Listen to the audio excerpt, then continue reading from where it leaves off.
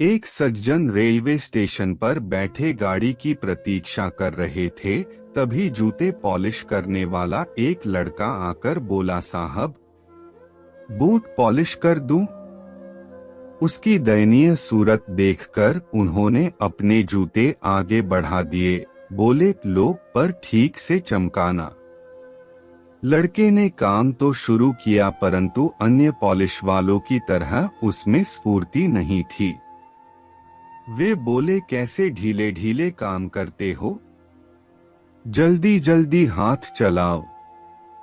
वह लड़का मौन रहा। इतने में दूसरा लड़का आया। उसने इस लड़के को तुरंत अलग कर दिया और स्वयं फटाफट काम में जुट गया। पहले वाला गूंगे की तरह एक ओर खड़ा रहा। दूसरे ने जूते चमका दिए।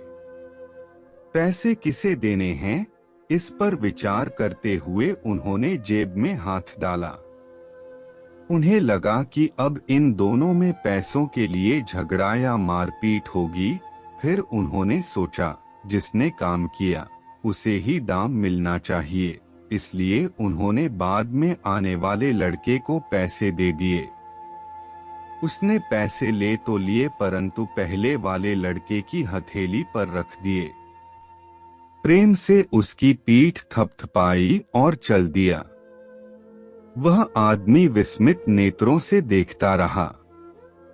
उसने लड़के को तुरंत वापस बुलाया और पूछा, यह क्या चक्कर है? लड़का बोला, साहब, यह 3 महीने पहले चलती ट्रेन से गिर गया था। हाथ पैर में बहुत चोटें आई थीं। ईश्वर की कृपा से बेचारा बच गया, नहीं तो इसकी वृद्धा माँ और बहनों का क्या होता। बहुत स्वाभिमानी है, भीख नहीं मांग सकता।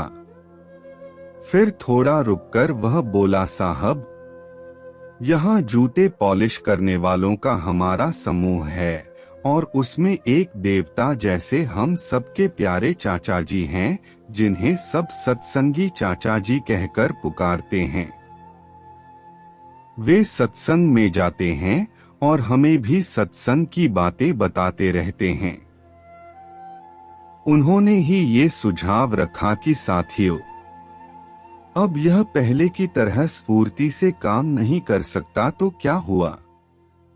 ईश्वर ने हम सबको अपने साथी के प्रति सक्रिय हित, त्याग भावना, स्नेह, सहानुभूति और एकत्व का भाव प्रकट करने का एक अवसर दिया है।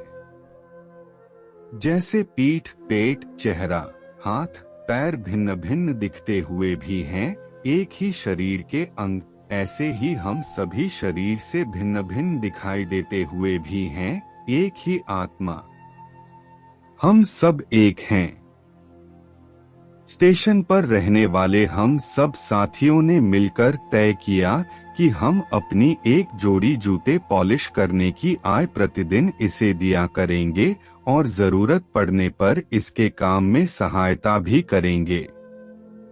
जूते पॉलिश करने वालों के दल में आपसी प्रेम, सहयोग, एकता तथा मानवता की ऐसी ऊंचाई देखकर वे सज्जन चकित रह गए और खुशी से उसकी पीठ थपथपाई और सोचने लगे, शायद इंसानियत अभी तक जिंदा है।